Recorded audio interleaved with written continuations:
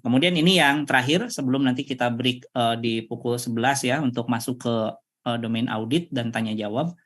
Untuk indikator di manajemen layanan ini juga yang akan terbit dari PM Kominfo ya Bapak Ibu ya. Jadi kalau tadi ada MATIK manajemen aset TIK, di manajemen layanan juga dari Kominfo akan fokus kepada proses untuk pelayanan kepada pengguna, kemudian pengoperasian layanan, termasuk juga pengelolaan aplikasinya.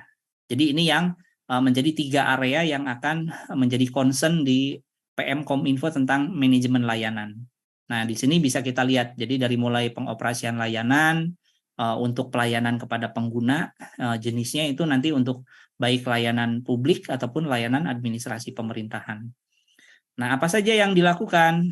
Nah, contohnya menangani keluhan. Jadi kalau ada keluhan, gangguan, ya, insiden, problem, request, begitu. Nah, itu adalah area dari pelayanan. Makanya ini unit Pusdatin atau unit Dinas Kominfo itu salah satunya adalah menjadi unit pelayan bagi perangkat-perangkat daerah lain, atau Pusdatin menjadi pelayan bagi teman-teman satker lain ya, atau kedeputian lain dan seterusnya. Karena apa? Salah satu yang harus dilayani terkait dengan kalau ada gangguan koneksi internet, gangguan jaringan, gangguan periferal. Nah, inilah teman-teman yang harus bisa mensupport. Makanya ada help desk, ticketing dan sebagainya, ini jadi penting.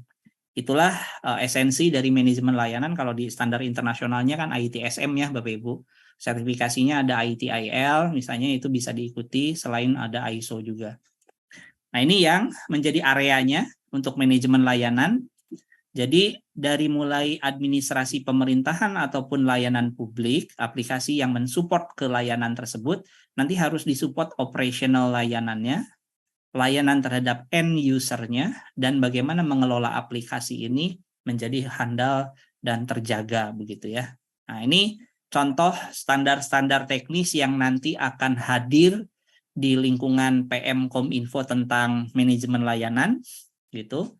Yang sudah mulai banyak sosialisasikan juga oleh timnya Pak Yusuf nih, biasanya dari Pak Yusuf yang menyampaikan dari teman-teman Kominfo. Nanti di manajemen layanan itu polanya sama Bapak Ibu. Jadi untuk naik dari level 1 meskipun sudah dilaksanakan ada misalnya layanan untuk tiketing, penanganan keluhan begitu ya, tapi kalau belum ada di peta rencana ya tetap saja 1. Nanti kalau 2 harus ada di peta rencana meskipun pedomannya belum ditetapkan. Nah, kalau Bapak dan Ibu sudah menetapkan pedoman berbasis ITIL, tadi ITSM documentation, nah nanti bisa berupaya naik ke level 3. Asal tadi seluruh siklusnya disiapkan. Jadi nanti contoh-contoh dokumen seperti service level agreement, operation level agreement gitu ya, itu bisa ditunjukkan. Jadi seperti apa mekanisme manajemen layanan itu sudah tertuang ke dalam bentuk SOP, IK, dan sebagainya yang lengkap begitu. Nah, ini yang nanti bisa naik ke level keempat kalau seluruh prosesnya itu sudah berbasis pemanfaatan aplikasi. Nah, kalau contoh penggunaan aplikasi yang bisa mensupport Bapak dan Ibu di dalam rangka mengelola aset, mengelola layanan, mengelola perubahan, itu sudah ada sebetulnya kalau di beberapa open source software Bapak dan Ibu bisa unduh begitu ya, atau misalnya kalau dari perangkat daerah atau dari instansi lain sudah punya, Bapak dan Ibu bisa saling berbagi penggunaan aplikasi begitu ya. Ini bisa digunakan misalnya kalau contoh saya nyebut merek misalnya ya, kalau open source itu ada iTop Kombodo, bisa digunakan oleh Bapak dan Ibu untuk 3 layanan tadi.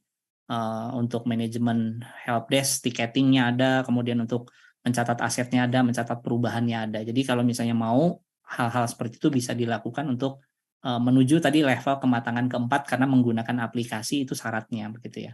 Asal seluruh siklusnya sudah dilaksanakan ya Bapak Ibu. Nah, ini manajemen layanan. Jadi secara keseluruhan nanti kalau dimasukkan ke dalam peta rencana seperti apa, nah ini yang harus dilakukan. Dan inilah contoh dari rancangan pedoman manajemen layanan yang terus diupayakan oleh Kementerian Kominfo untuk segera rilis begitu ya. Jadi pedoman manajemen layanan SPBE namanya. Nanti ada bab 1 pendahuluannya, bab 2 kerangka kerja manajemen layanannya begitu.